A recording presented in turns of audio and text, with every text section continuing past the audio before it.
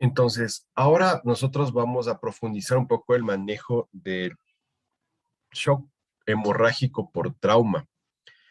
Pero también lo que vamos a revisar hoy nos va a servir para la mayoría de choques hemorrágicos, no solamente con el trauma, el paciente politraumatizado, etcétera, sino también cuando hay, por ejemplo, pérdidas hemáticas postquirúrgicas, transquirúrgicas, eh, y otro tipo de pérdidas sanguíneas donde necesitamos nosotros transfundir agresivamente, donde debemos manejar estas pérdidas de sangre de forma agresiva.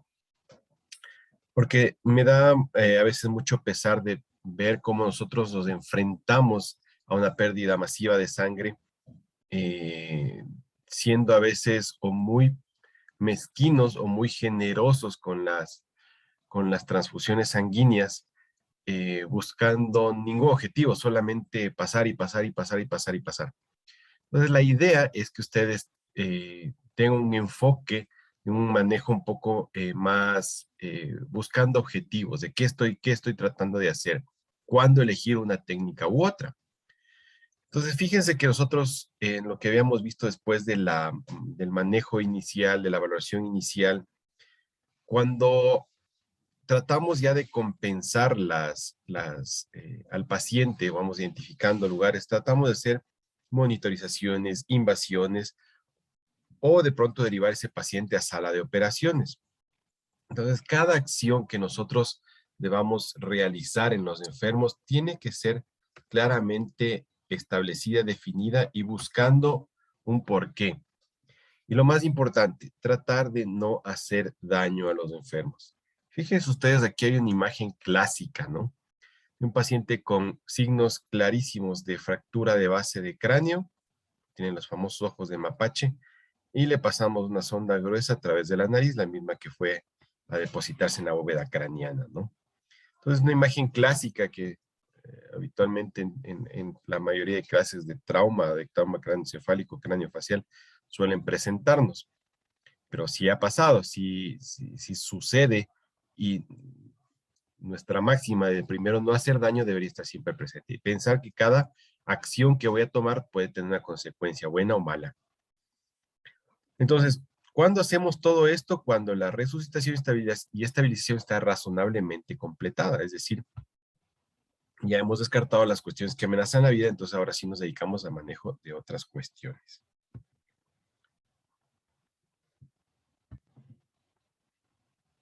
Bueno, se quedó trabado.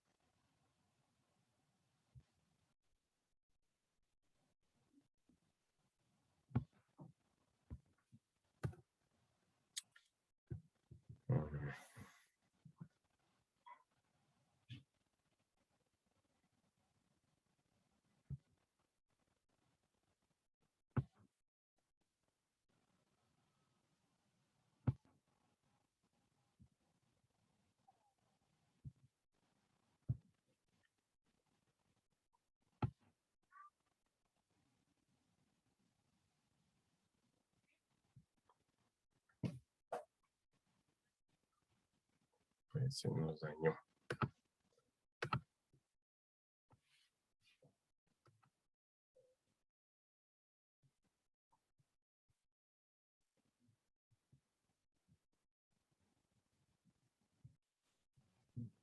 Debemos buscar un método que sea efectivo, rápido y lo menos invasivo posible. Es decir, lo que nosotros pretendemos es que sí, que el intervencionista o el cirujano controle la hemorragia, pero que ese control no aparte a mi enfermo demasiado tiempo de la terapia intensiva. ¿Por qué? Porque yo debo tener control sobre muchos aspectos, sobre todo soportes vitales, que de pronto en el traslado o en sala de operaciones es menos cuidado que en terapia intensiva. ¿Ok? Pues tiene que ser efectivo, rápido y menos invasivo. Aquí se ponen algunos ejemplos de cuáles son las intervenciones que se deberían tratar de hacer lo más rápido posible. Entonces, obviamente una craniotomía. Si nosotros tenemos una lesión ocupante de espacio cerebral que está causando deterioro rostro caudal o herniación, debe ser realizada una craniotomía. ¿Cuál, cómo, en qué circunstancias? Eso depende del neurocirujano, pero es una de las prioridades. ¿Cierto? Las fracturas y las dislocaciones, especialmente fracturas de huesos largos, tienen que ser estabilizadas pronto. La estabilización de cuando hay fracturas espinales tiene que ser rápida, al igual que la descompresión del cordón espinal tiene que ser rápido. El debridar heridas también es fundamental, sobre todo las heridas están contaminadas para evitar procesos sépticos posteriores. Las laparotomías cuando hay lesión de víscera hueca también son prioridades, ¿ok? Si en esa laparotomía yo debo hacer un empaquetamiento, ¿sí? Abdominal, pues hay que hacerlo. No hay que perder demasiado tiempo, entre comillas, tratando de solucionar cosas grandes. Lo que hay que hacer es empaquetar y salir, ¿ok? Para el control de la hemorragia. Si hay lesiones en los ojos, también son prioridades. Y se debe planificar para un segundo tiempo cuál va a ser el manejo definitivo de una lesión. Por ejemplo, una lesión de víscera hueca, llego de brido, no me voy a poner a hacer la hermosa anastomosis de ese rato. La idea es de que se pueda hacer una derivación hacia el exterior, una ostomía, rápidamente. Si encuentro un gran sangrado, por ejemplo, del hígado, pues tengo que, no voy a poderlo reparar en poco tiempo, pues tengo que hacer un empaquetamiento y salir. La idea es que ese paciente pase el menor tiempo posible fuera de la unidad de cuidados intensivos. ¿Ok? Entonces, hay prioridades en la cuestión quirúrgica, pero también hay prioridades en la cuestión intervencionista. ¿Ok? Muchas lesiones actualmente en agudo se manejan de manera no invasiva, digamos, mínimamente invasiva a través de el laboratorio de cateterismo, de angiografía. Entonces, siempre que se hacen estos procesos, se debe tener cuidado de varias cuestiones. Primero, si es que el paciente se va, por ejemplo, a una embolización, fíjense que aquí hay una ruptura y extravasación del el medio de contraste, que sí que hay una fuga de un vaso grande, acá se realiza el intervencionismo y ya no hay tal fuga, ¿cierto? Sabemos qué técnica le aplicaron, pero ya no hay la fuga. Pero el introductor se queda ahí. Es decir, eh, para las personas que han visto en angiografías coronarias, por ejemplo, el paciente llega, le ponen el introductor, meten por ahí los catéteres para hacer la angiografía coronaria, con los stents y todo lo que ustedes quieran, pero finalmente, cuando sale el paciente, le sacan el introductor, le ponen el angiosil, ponen un apósito compresivo y el paciente se va. Cuando hay intervencionismo, habitualmente el intervencionista deja el introductor arterial ahí. Y es en estos casos, especialmente, donde el introductor se debe quedar. ¿Por qué? Porque hay la posibilidad de que se deba regresar a la sala de intervencionismo cuando vuelve a aparecer la fuga o aparecen más fugas, no quedó muy bien y hay algún tipo de necesidad de reintervenir. Es muy importante que se quede el catéter. Pero ¿quiénes van a esta sala de angiografía? ¿A quiénes se les debe dar esta oportunidad de tratamiento, de manejo? El manejo conservador se hace en pacientes jóvenes, donde la pérdida del órgano tiene consecuencias hacia posterior. ¿Sí? Entonces, si yo tengo un hombre joven y tengo una lesión esplénica que puedo manejarla, por ejemplo, por intervencionismo, y hacer una esplenectomía en ese paciente puede tener consecuencias a futuro, especialmente con infecciones por bacterias encapsuladas y todo lo que ustedes conocen.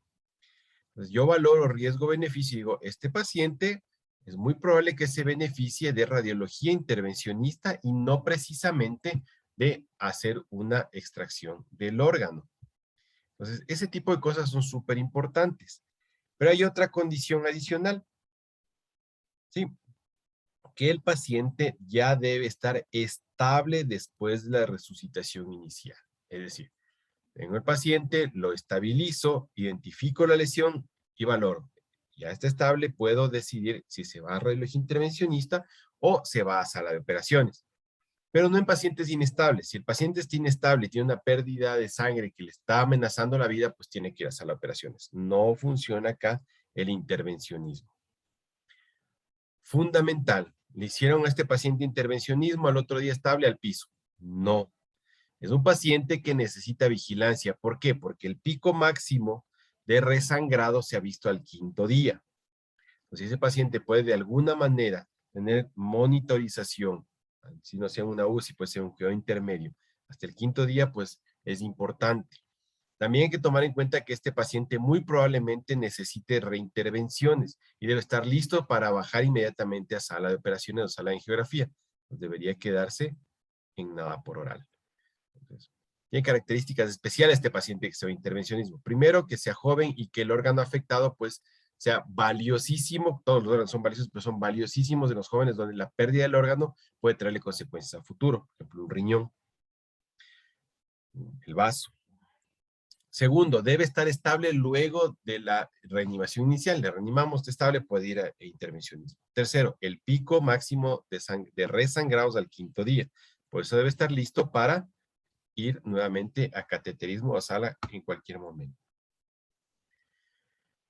Ahora, esto es súper importante, lo que habíamos conversado la vez anterior. Vamos a tratar de entrar al manejo de la coagulopatía. Entonces, es súper importante. Es súper importante que nosotros primero definamos que no es lo mismo una coagulopatía relacionada con el trauma que la coagulación intravascular diseminada. Son dos cosas absolutamente distintas, ¿ok? Entonces, los pacientes que tienen coagulación intravascular diseminada son los pacientes que tienen sepsis. Entonces, una de las características principales que los diferencia es que el paciente tiene que tener sepsis y la otra tiene que tener trauma.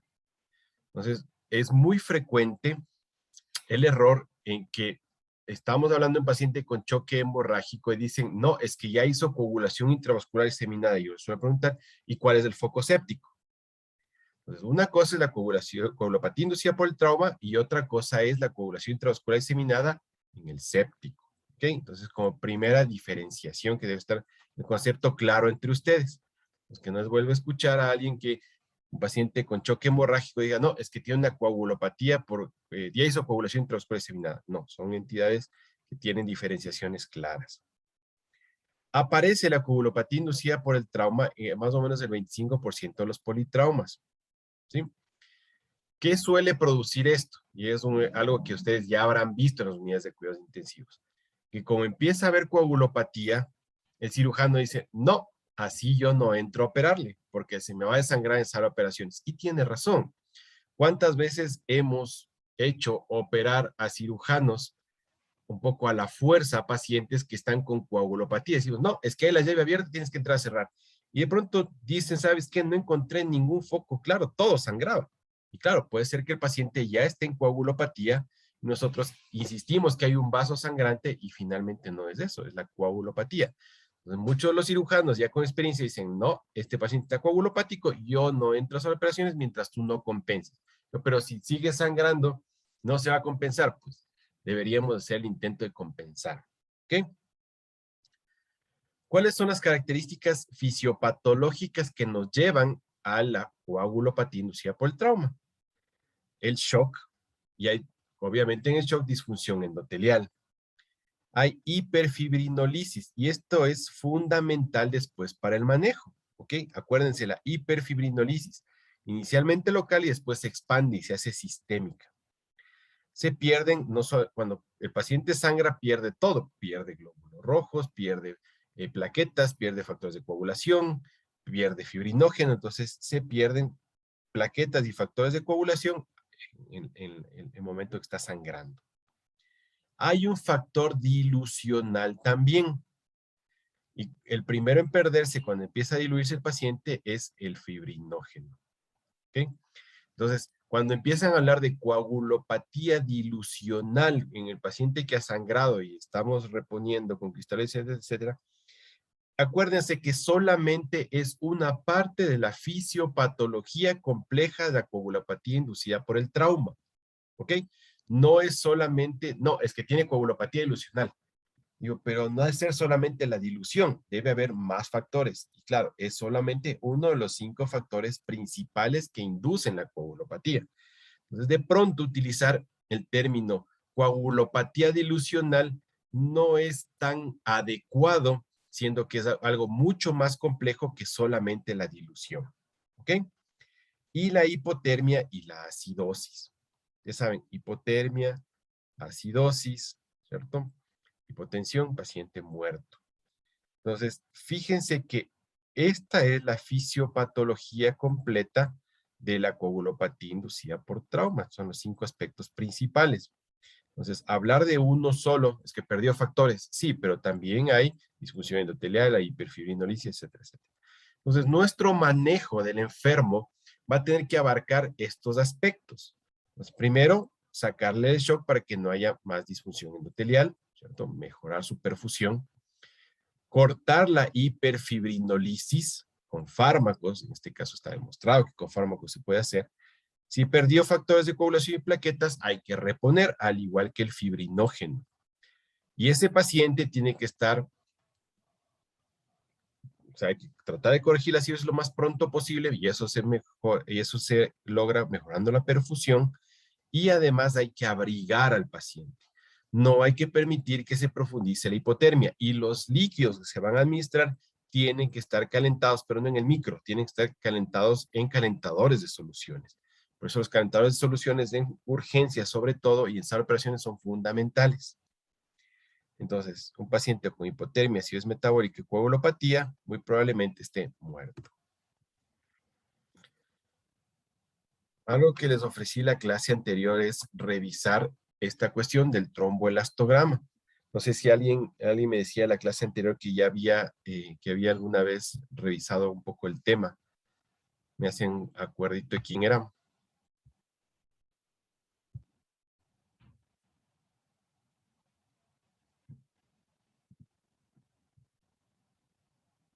¿No? Sí están ahí. Sí, doctor, sí se le escucha. Sí, pero no le entendí.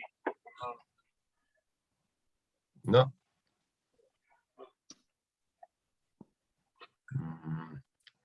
Bueno, verán.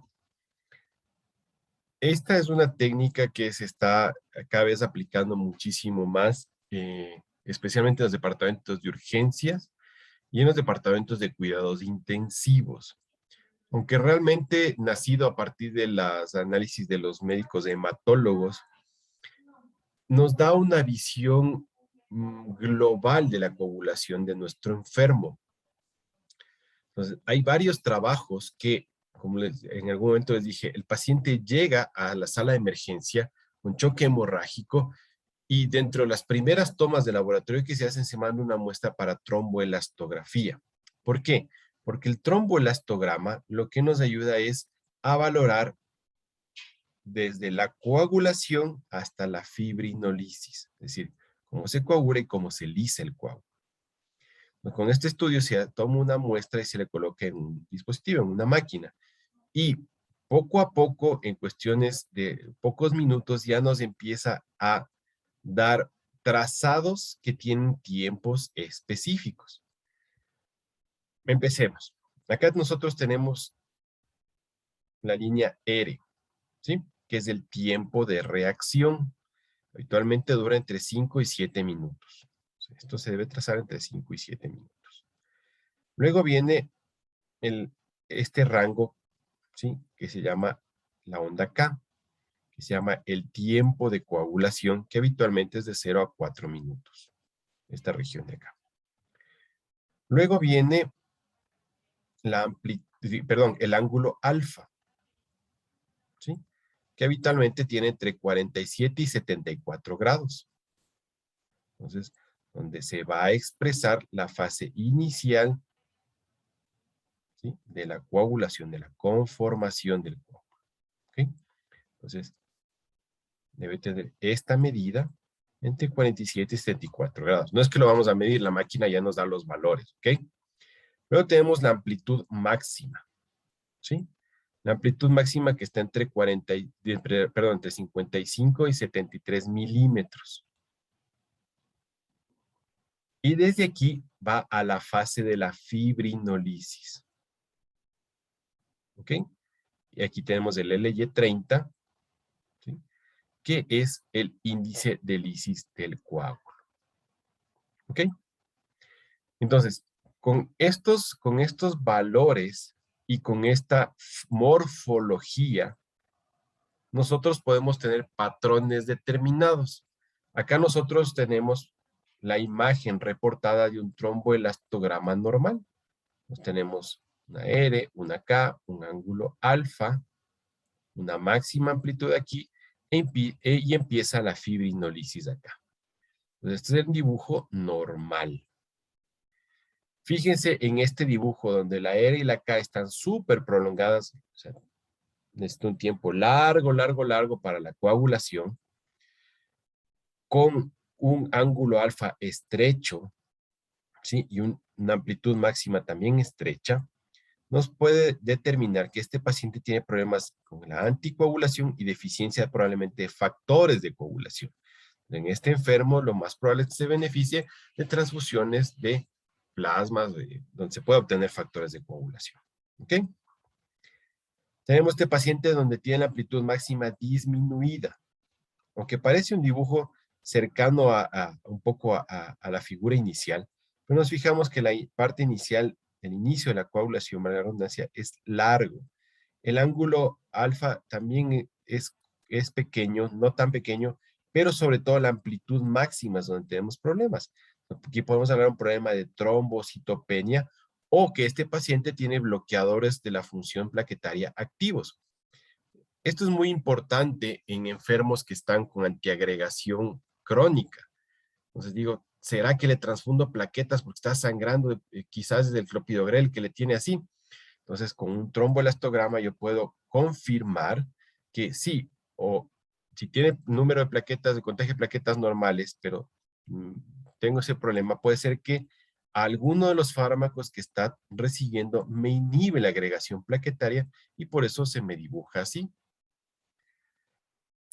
En los pacientes donde aparentemente tiene un retardo muy pequeño en el inicio de la coagulación, pero tiene un ángulo alfa bien, llega a la amplitud máxima y de pronto la parte esta, la fibrinolisis está muy delgadita. Este paciente hace una fibrinólisis aumentada, es decir, lisa rápidamente. ¿Ok? Fibrinólisis aumentada. Miren este dibujo que es bastante similar al tromboelastograma normal, pero está muchísimo más ancho, ¿cierto? La amplitud máxima es mucho más amplia. Entonces, ese paciente tiene un problema de hipercoagulabilidad. Pacientes con que hay una disyuntiva entre lo uno y lo otro. Fíjense que coagula rapidísimo, con un ángulo amplio, una amplitud máxima también amplia, pero también lisa rapidísimo. Entonces, el paciente típico de la coagulación intravascular diseminada, donde podemos tener lugares donde está trombosado y otros donde está sangrando. Coagulación intravascular diseminada. Manifestado con esta morfología. Y la hipocoagulabilidad, este paciente no coagula, fíjense que la parte inicial, la R y la K son súper largos. El ángulo es corto y la amplitud es muy chiquitita.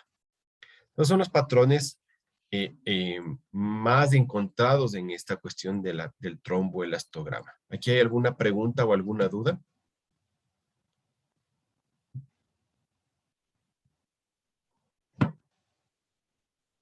Doc, y por ejemplo, esto es un equipo, ¿y cómo se le coloca al paciente? ¿O no? Bueno, tomas una muestra Porque nomás. sí, solo una muestra.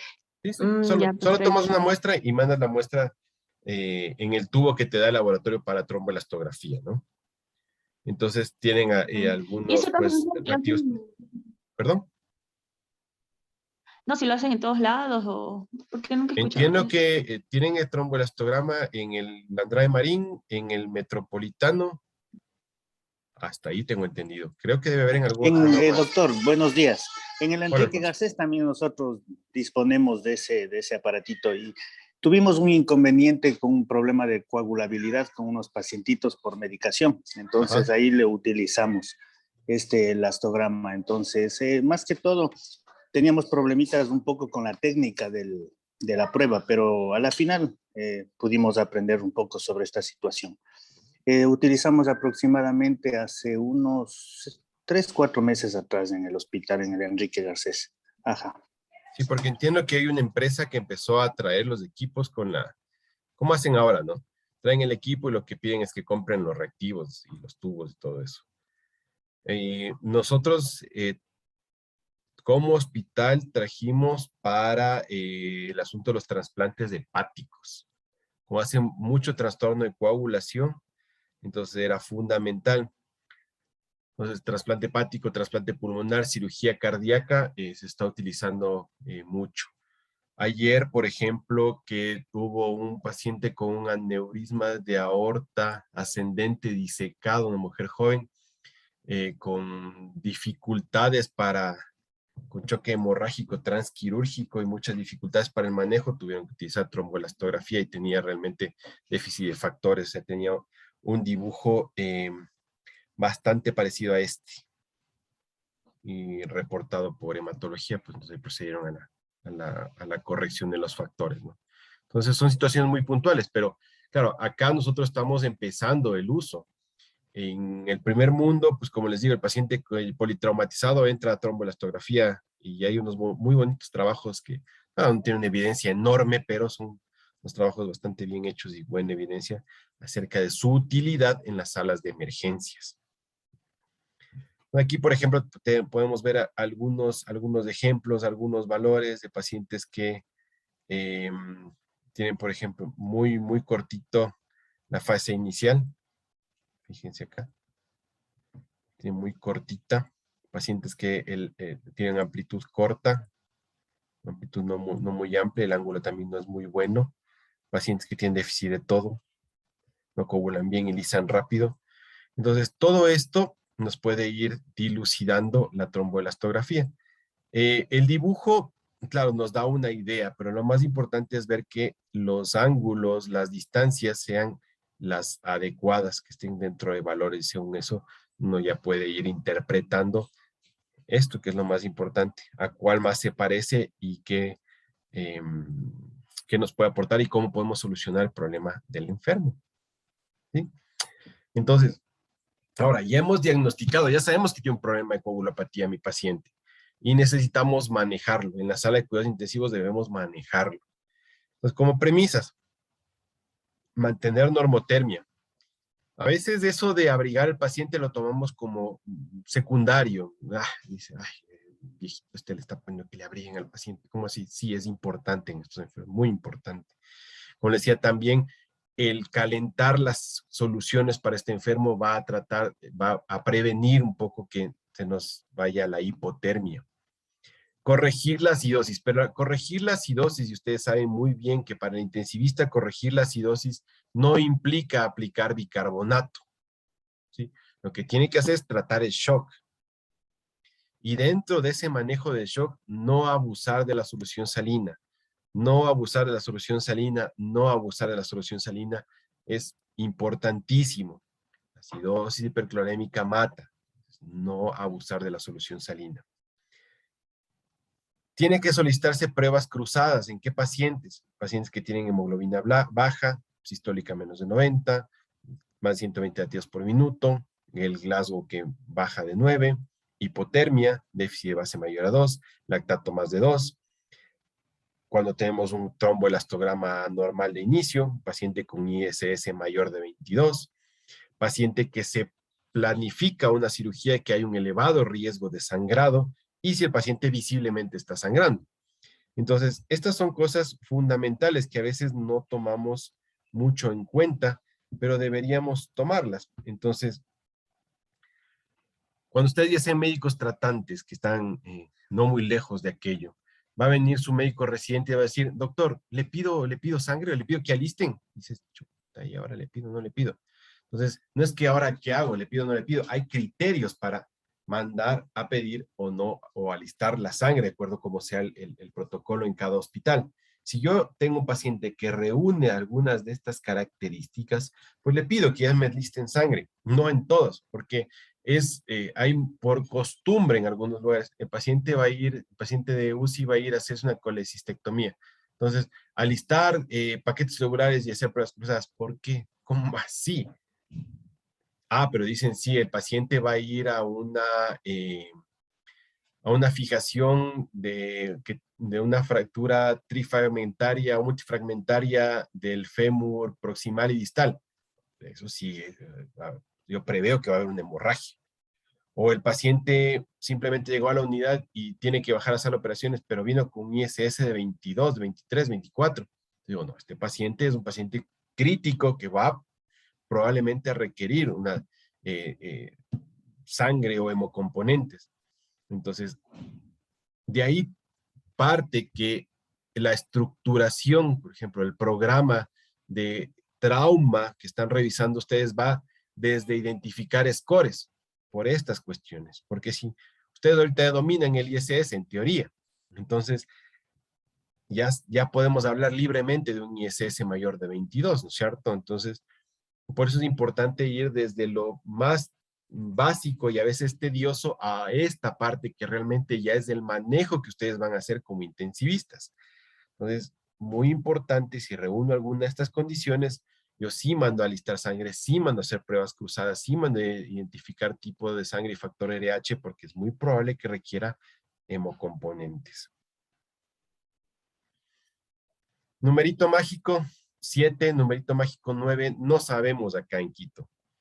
A nivel del mar, sí. 7 es un nivel es un número de hemoglobina, un valor de hemoglobina aceptable. Pues que yo creo que este paciente, su fisiopatología, su fisiología está más arriba porque tiene algún factor que lo tenía con hemoglobinas más altas y vivía normalmente, pues debería sentarme concienzudamente a pensar y decir, si este paciente parece que su fisiología en 7 no va bien, muy probablemente necesite una hemoglobina más alta, pues yo justificaré y pondré mi protocolo porque le transfundo, y mi nota porque le transfundo. Mientras ustedes justifiquen sus acciones con argumentos médicos sólidos, pues no hay ningún problema. Los protocolos no son camisas de fuerza. Deben respetarse, sí, pero también hay situaciones puntuales de los pacientes. Siempre digo, la medicina no es matemática, es probabilística. Entonces, sí, probablemente a la mayoría con 7 les va bien, pero a este paciente particularmente no. Entonces, me voy hacia allá. No estoy diciendo que transfunda a todo el mundo hasta 9 o 10, que vamos viendo la perfusión del enfermo. Algo que ya revisamos la vez anterior, el ácido tranexámico y la disminución de la mortalidad. Entonces, fíjense que este trabajito nos habla de pacientes adultos con hemorragia significativa. Ellos la valoraron con sistólicas menos de 90 y frecuencias cardíacas más de 110 o las dos. Se les dio un bolo de 1 gramo, ¿sí? ¿De qué? De ácido tranexámico en 10 minutos, ¿sí? Lo más pronto posible. Y luego a las 8 horas, ¿sí? La segunda dosis fue a las 8 horas, como les dije, también del bolo inicial. Y lo que se encontró es que reduce el riesgo de mortalidad por todas las causas, absolutamente por todas, y particularmente el riesgo de muerte por sangrado. Entonces, vámonos a esta parte, regresemos a esta parte. El paciente, cuando empieza a hacer coagulopatía inducida por trauma y empieza a hacer hiperfibrinolisis, el ácido tranexámico es un antifibrinolítico, o sea, hace el efecto contrario acá. Entonces, también, si bien es cierto, el ácido tranexámico va a cubrir esta parte de la fisiopatología, nosotros debemos encargarnos de las demás para que esto funcione adecuadamente. Tan bueno fue este CRASH 2, empezaron a hacerse muchísimos trabajos con ácido tranexámico en pacientes de cirugía cardíaca coronaria, en pacientes con sangrado cerebrales. Se empezó a utilizar mucho ácido tranexámico y están saliendo a la luz mucha evidencia a favor y en contra. Lo cierto es que ustedes deben tener en cuenta los cuidados que se deberían tener en los pacientes cuando yo voy a utilizar ácido tranexámico. ¿Alguno de ustedes me puede decir una contraindicación del ácido tranexámico, una que es fundamental? Ya que seguramente habrán prescrito en las unidades de cuidados intensivos. ¿Alguien sabe una de las contraindicaciones fundamentales del ácido tranexámico?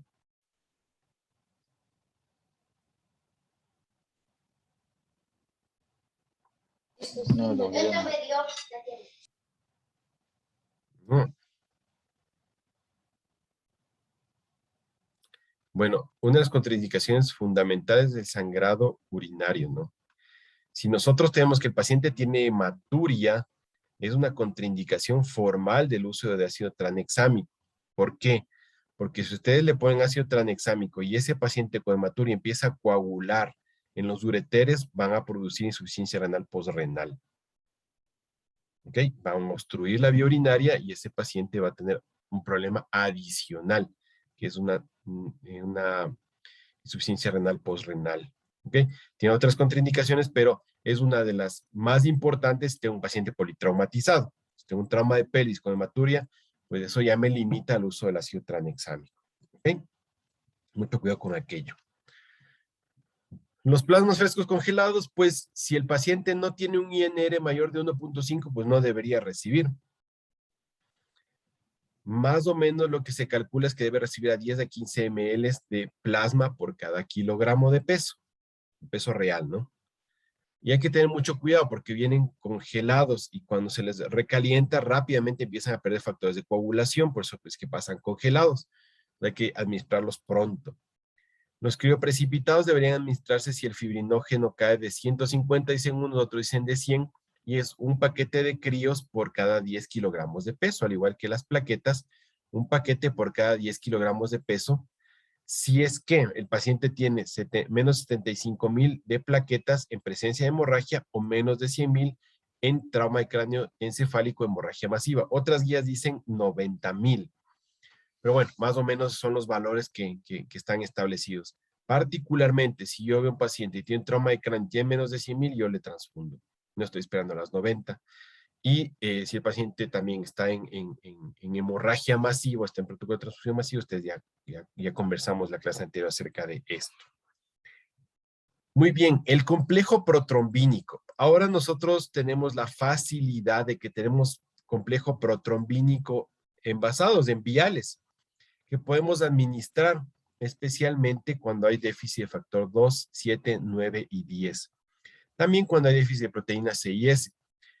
Pero el principal uso que nosotros estamos dando actualmente en cuidados intensivos, desafortunadamente no en la red pública ni en la seguridad social, sino en la cuestión privada, es para revertir la anticoagulación por antagonistas de la vitamina K, especialmente por la warfarina. ¿Ok?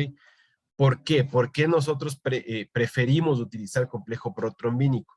Primero, porque la transfusión sanguínea, por más segura que sea actualmente, siempre tiene riesgo de infecciones. Segundo, porque la rapidez de acción me permite tomar acciones rápidamente. Es decir, si yo tengo un paciente que está sangrando por exceso de anticoagulación por warfarina y necesito que vaya urgente a sala de operaciones, hasta que me preparen los plasmas, hasta que me escongelen los plasmas, hasta administrar los plasmas, pido un complejo protrombínico, le administro y se fue. Entonces hay diferencias muy importantes en cuanto a la velocidad del uso. ¿Cuál es la parte prohibitiva? El costo. Todavía es costoso, al menos en nuestros medios bastante costoso.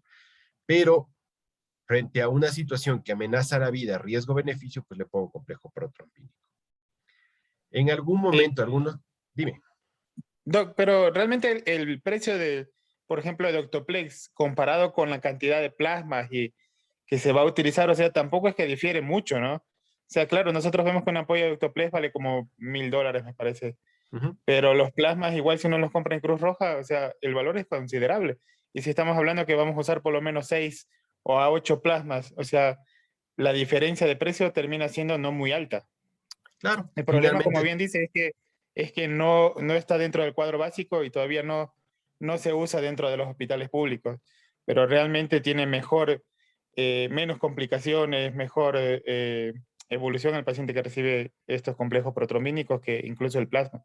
Sí, de hecho, por eso en la práctica privada es la primera opción y se la usa con bastante frecuencia por todo lo que se ha notado. Entonces, a tomarlo en cuenta ustedes también porque finalmente, si en una situación que amenaza la vida, no hay discusión. Tiene que ir el complejo protrombínico. Y finalmente hay algunos trabajos, algunas tendencias, muchos médicos inclusive tienen el concepto en su cabeza de utilizar complejo 7 activado en el paciente agudo. Pero no, realmente el paciente que debe utilizar 7 activado son en situaciones extremas donde el sangrado como que se cronifica, es decir, ya corregí todo, ya administré todo y el paciente sigue sangrando, podría tomar en cuenta el 7 activado, pero muchísimo ojo que elevo el riesgo de trombosis arteriales, entonces no se debería usar definitivamente en estos enfermos. Esto nosotros ya revisamos la vez anterior, simplemente por hacerles un recordatorio de qué pacientes nosotros deberíamos aplicar protocolos de transfusión masiva, injuria penetrante, FAS positivo, líquido intraabdominal, admisión con hipotensión sistólica, admisión con taquicardia, la relación es 1-1-1, la más frecuentemente usada, los crioprecipitados no se olviden de medir fibrinógenos siempre, y cada hemocomponente trae su equipo que tiene filtros de aire y ojalá deberíamos utilizar también calentadores de soluciones. Conceptos que deben quedar claros en su cabeza. Sobrecarga relacionado con la transfusión, ¿sí? Sobrecarga de volumen relacionada con la transfusión, el TACO que hablan los libros extranjeros, ¿sí? Entonces, al paciente nosotros debemos prever cuánto líquido va a recibir. Como decía, en función de broma. Viene el paramédico, 500 de salina. Viene el emergenciólogo, 500 de salina. Pasa la señora de limpieza, 500 de salina. Viene el laboratorio, 500 de salina. Llega a la UCI, 1000 de salina. Y ese paciente después va a hacer una sobrecarga circulatoria relacionada no solamente por todos los cristaloides que le dimos, sino además los hemocomponentes que le administramos. Injuria pulmonar relacionada con las transfusiones. Este concepto, pues un poco más antiguo, ahora forma parte de lo que nosotros llamamos el SDRA, ¿no es cierto? Porque era una forma de injuria pulmonar. Entonces, claro, esto se resuelve en ventilación mecánica de una forma no tan compleja, pero el famoso TRALI que nosotros solíamos hablar y que en la mayoría de libros todavía existe. La coagulopatía ilusional, que nosotros ya vimos, que habitualmente hace que el fibrinógeno empiece a desaparecer de la sangre, pero es solamente un concepto que de pronto debemos irlo dejando a un lado, porque es parte de la coagulopatía inducida por el trauma. Hipocalcemia, muy frecuente en la transfusión masiva, entonces hay que ir reponiendo con gluconato de calcio intravenoso mientras voy haciendo las transfusiones. La hipercalemia, también muchísimo cuidado con aquello, debo estar midiendo electrolitos cuando hago transfusión masiva, y la hipotermia, de la cual le hemos hablado ya algunas veces. Es un cuadro fundamental, que es antiguo pero fundamental, cómo revertir la medicación. Por eso en la parte de rehacer la historia clínica de estos enfermos es muy importante saber qué estaba tomando. Si el paciente tomaba aspirina, lo que debo darle es plaquetas. Si tengo tromboelastografía y me muestro una figura y tiempos que me dicen, sí, este paciente están bloqueadas sus plaquetas, pues debo transfundirle plaquetas. No, pero las plaquetas están en número normal, pero no tienen función normal. Si yo no tengo tromboelastografía, hay otras formas de verlo, especialmente con tiempos de sangría, etcétera, etcétera, pero lo importante es que si el paciente está sangrando, toma aspirina, tiene un contagio de plaquetas normal, pero yo sospecho que están profundamente antiagregadas, les debo transfundir plaquetas. Y ese es un concepto que a veces nos falla y decimos, doctor, tiene que ponerse plaquetas. No, pero el número es normal, pero no funciona. No, el número es normal, ¿para qué le va a transfundir? Pues mucho ojo con aquello, al igual que con el clopidogrel. Fíjense que el efecto de la aspirina dura hasta 5 días y de clopidogrel hasta 7 días. Pues tomó en los últimos días aspirina, sí, hasta ayer, pero hoy no tomé. Pero el efecto está peor con el clopidogrel. Los cirujanos suelen tener mucho recelo a pacientes que toman clopidogrel. Para este tipo de anticoagulantes orales, al momento de hacer este cuadro, pues todavía no había suficiente evidencia sobre los anticuerpos contra estos factores. pero ahora ya hay, ¿no? Tratamientos específicos, lamentablemente no disponibles ampliamente y peor acá. Pues antes se decía, pues no hay tratamiento y póngale plasmitas, póngale factor 7 a ver qué pasa, o complejo protromínico, pero realmente no, ahora ya hay anticuerpos monoclonales contra estas moléculas que pueden revertir su efecto. Lo que hay que tener claro es que el rivaroxaban tiene una duración de 24 horas y el dabigatran hasta 36 horas. Entonces, si le dieron ayer, aquí os tomo a las 10, hoy son las 11, probablemente ya el efecto sea mínimo o nulo. Entonces, vamos. La warfarina hasta 96 horas, entonces aquí lo que conversábamos hace un ratito. Es preferible complejo protrombínico más vitamina K. ¿Okay? No se olviden el más vitamina K siempre. Entonces, ayer tenemos una situación, un INR muy prolongado, no había sangrado, entonces suspende la warfarina sí, pero dale la vitamina K también para que se vaya regulando. Y esto que no hay acá en nuestro medio. Entonces, ahora sí, discutamos con los compañeros cirujanos, ¿cierto?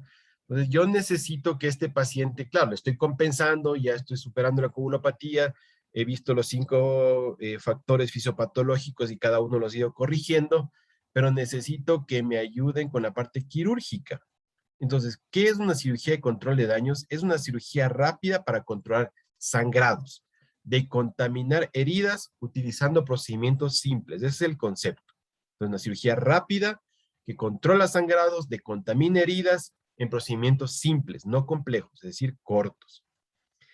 La reparación definitiva debe ser deliberadamente pospuesta para un segundo tiempo para minimizar el trauma quirúrgico. Recuerden que eso también es un trauma. Evitar que el paciente pase hipotérmico fuera de la UCI en sala de operaciones y también que se profundice la acidosis metabólica. Mientras menos tiempo pase fuera de la UCI, mejor. Entonces, la reparación definitiva, es decir, bueno, ya hice todas las cuestiones rápidas, una cirugía de control de daños y la reparación definitiva la planificaré después cuando esté fisiológicamente estabilizado el paciente. Es decir, el intensivista dirá, ¿sabes qué? Ahorita el paciente ya está estable, lo tengo fisiológicamente bien compensado, ahora sí, demórate 10 horas si quieres. Pero de inicio, no. La cirugía tiene que ser rápida, solo para control de sangrado, de contaminación de heridas y afuera. ¿Ok? Eso es fundamental. Entonces, hay pacientes en los cuales el vaso sanguíneo o el sangrado es tan importante que sangra más cuando yo le subo la presión. Entonces viene el concepto de hipotermia permisiva. Entonces, la hipotermia permisiva, yo debo buscar un umbral donde mantengo cierto grado de perfusión, pero evito que el sangrado sea mayor. Este concepto debe estar claro en todo el equipo. Si yo soy médico tratante y le digo a mis médicos residentes, a la enfermera, ¿cuál va a ser nuestro objetivo de presión arterial? De pronto no les voy a decir, ¿sabe qué? La perfusión, el lactato, de pronto el personal de enfermería no nos va a entender mucho. Pero si yo le puedo dar un objetivo macro que yo he visto que garantiza perfusión sin perjudicar y aumentar el sangrado, pues debe ser comunicado y escrito. Y todo el equipo debe estar claro. Habitualmente se habla de una tensión arterial sistólica de 80 milímetros de mercurio y una tensión arterial media de 50 milímetros de mercurio, pero esto depende mucho de qué lean, de dónde lean. Otros dicen 60 de media, otros dicen 55 de media, otros dicen 50. Hay varios conceptos, pero lo importante es que ese equilibrio entre perfusión y aumento de sangrado sea buscado. Y eso en el manejo con el paciente ahí es donde lo vamos a buscar. Pero tiene contraindicaciones. Cualquier tipo de neurotrauma. Si el paciente tiene neurotrauma, no hay como hacer hipotensión permisiva. Está contraindicada, por favor, no lo hagan. He recibido muchos pacientes que los médicos vienen y muy orgullosos entregan, sí, mantuvimos hipotensión permisiva para que el paciente deje de sangrar, pero tiene trauma craneoencefálico grave. No tengo paciente. Entonces, mucho cuidado con eso. Tiene contraindicaciones formales el neurotrauma. Entonces, yo a este paciente le debo tener con vasoactivos para tratar de buscar ese momento de la perfusión, titularle muy bien, no es pecado. Transitoriamente, hasta yo terminar de reponer las pérdidas, puedo utilizar norepinefrina con preinación. Algunos textos hablan de vasopresina como segunda elección Y otra vez más, no abusar de la solución salina. Mucho ojo. Entonces, para esta cirugía de control de daños yo tengo fases. La fase inicial, ¿cierto? Donde reconozco, planifico la estrategia de resucitación para mandar al paciente a la operación. Entonces, no solamente es el control de daños, la cirugía como tal, sino es un proceso ya más global.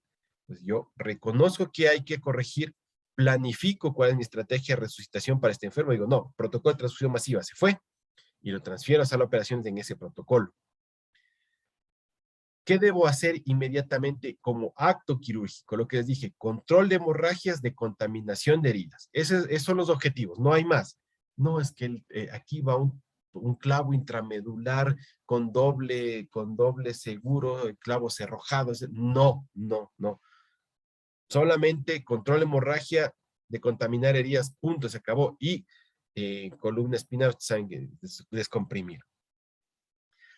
El acto operatorio no debe durar más de 90 minutos. Es el tiempo máximo que le debemos dar al cirujano y al anestesiólogo para que vuelvan. ¿Sí? Incluido si es que tienen que poner tutor externo, tiene que ser rápido. Tiene que ser cirujano experto, cirujano con habilidades. Luego, el paciente debe regresar a la terapia intensiva. ¿Para qué? Para restaurar la perfusión tisular. Seguramente ustedes habrán escuchado este concepto en todo, pero ese es nuestro trabajo. El trabajo del intensivista es restaurar la perfusión tisular. Puede tener sepsis, choque séptico, sangrado por trauma, puede tener pancreatitis, puede tener trombolia pulmonar, puede tener infarto agudo del miocardio. Nosotros buscamos restaurar la perfusión tisular. Ese es nuestro objetivo. Los medios por los cuales lleguemos hasta allá, pues hay variados, puede ser con cirugía, puede ser con angioplastia, puede ser con trombolisis, puede ser con transfusiones, lo que sea, pero debemos llegar a restaurar la perfusión tisular, es lo más importante para nosotros. Y dentro de eso, en ese camino está manejo específico de la coagulación. Después, en la UCI empezamos a preocupar por las complicaciones de las heridas, especialmente lo que tiene que ver con infecciones, ahora menos con tétanos, pero eso debe estar en nuestra cabeza también. Tétanos, infecciones, bacterias encapsuladas o los plenectomizados, poco a poco. Y planificar la reoperación. Entonces, ¿cuándo yo le voy a permitir al cirujano que haga la reparación definitiva? Cuando el paciente esté estable, su fisiología esté restaurada. ¿Okay? Ahí ya, finalmente, bueno, ahora sí ya es tu bonita anastomosis y lo que quieras, pero ya está el paciente con una perfusión adecuada. Luego que ha pasado todo esto, nosotros en la UCI, ¿qué vamos a tratar de mantener hasta su alta?